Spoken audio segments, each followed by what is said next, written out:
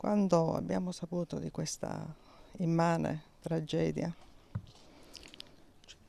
pensavamo di voler fare qualcosa, ma non sapevamo cosa.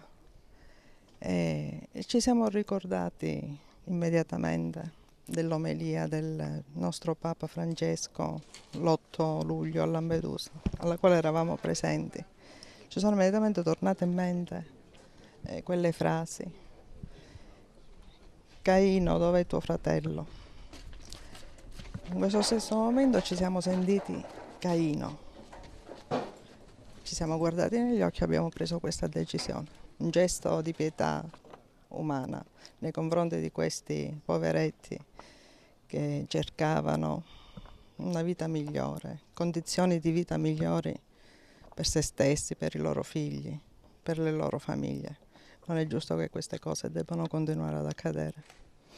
Sono le parole della signora Amalia Gelardi che con il marito Pippo e congiuntamente alla famiglia Scolaro hanno offerto la disponibilità ad accogliere le salme di un uomo e di una donna col suo bambino di nazionalità eritrea, scomparse nel naufragio di Lampedusa all'interno della cappella di famiglia. Un gesto doveroso di dignità ed umana pietà. È il minimo che si possa fare per queste persone così sfortunate, che altro noi siamo un po' più fortunati ad avere la pancia piena, un tetto sopra la testa. Loro scappavano dalla loro terra. Quando ho visto le immagini del naufragio ai telegiornali nazionali mi sono spinto a fare quest'opera. Non si può fare finta di nulla, una tragedia di tutto questo, ci deve fare pensare e accogliere a braccia aperte, non a discriminarli come per adesso si tenta di fare.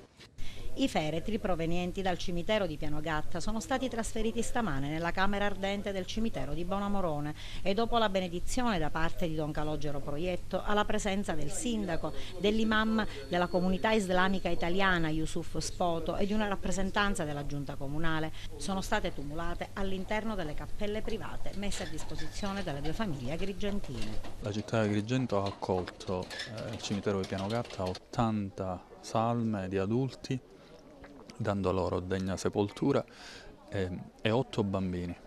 Penso che il gesto più grande di questo veramente non ci possa essere.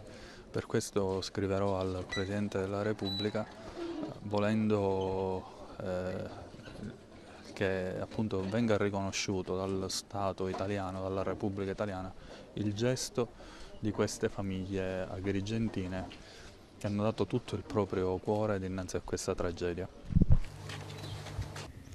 Silenzio, commozione e lacrime. Un clima di grande e profonda partecipazione ha caratterizzato ieri pomeriggio la celebrazione con il doppio rito islamico e cattolico, in suffragio delle 5 salme degli immigrati deceduti nella tragedia dello scorso 3 ottobre a Lampedusa, che hanno trovato degna sepoltura nel camposanto di Raffadali.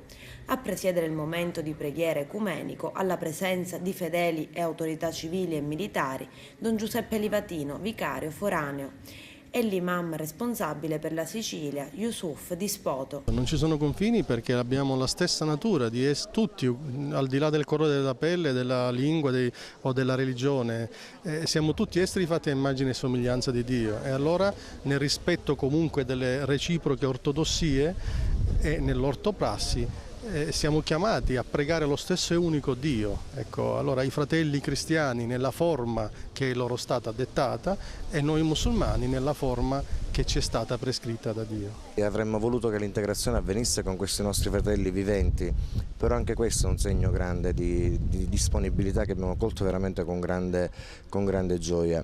E alla fine il nostro cuore batte ed è capace anche di questi momenti di solidarietà, di accoglienza, di vicinanza anche ai familiari che non conosciamo, neanche loro conosciamo, però ai loro familiari che in questo momento piangono per la loro morte. Ecco, abbiamo dato questa sepoltura in questa terra che è stata attraversata già diversi secoli fa dalla cultura islamica, che è stata proprio una presenza importante. I feretri sono stati sepolti per terra, uno accanto all'altro, via via ricoperti da un tappeto di fiori. Uomini, donne e bambini di Raffadali hanno voluto manifestare la loro solidarietà. Una lapide collettiva offerta dall'amministrazione comunale di Raffadali ricorderà questa tragedia. Ignote le loro generalità. Pensavamo di mettere i nomi, come è giusto che si faccia, dei singoli defunti sepolti. La prefettura ce le comunicherà forse dopo per ragioni di sicurezza, perché sono profughi provenienti da paesi stato di guerra e con il rischio anche di persecuzione per le famiglie che sono rimaste lì nel territorio. Quindi magari quando le condizioni internazionali lo permetteranno provvederemo, se la prefettura ci darà i nomi, a mettere singoli momenti di ricordo per le singole morti che sono in questo cimitero. Mi ho aderito a 2 bandi del Ministero degli SPAR per l'ospitalità di minori extracomunitari non accompagnati e di adulti, famiglie ed adulti. Sono all'esame. Abbiamo in questo senso anche dato la cittadinanza nei mesi scorsi onoraria ai bambini nati nel territorio di Raffadali, figli di stranieri. È un fatto simbolico, ma testimonia anche la volontà di accoglienza e di solidarietà del popolo di Raffadali.